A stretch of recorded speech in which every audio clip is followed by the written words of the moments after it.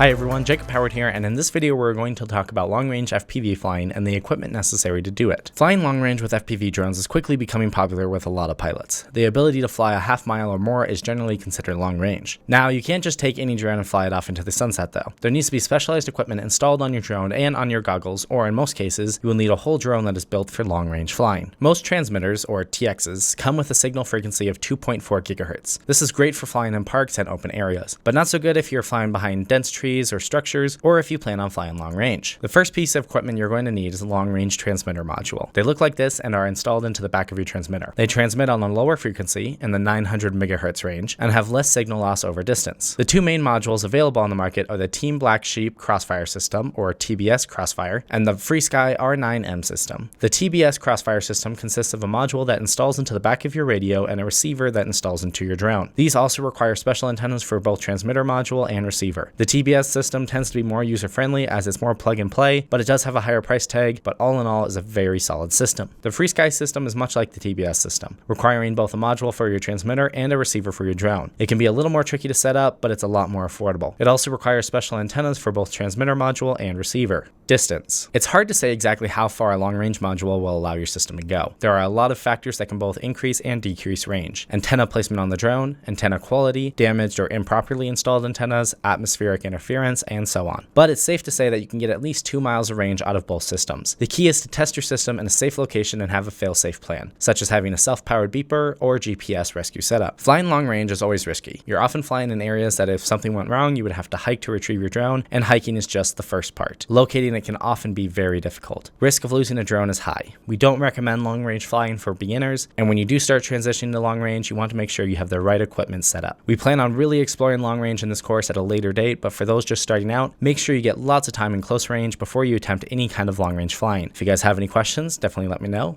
and have fun flying.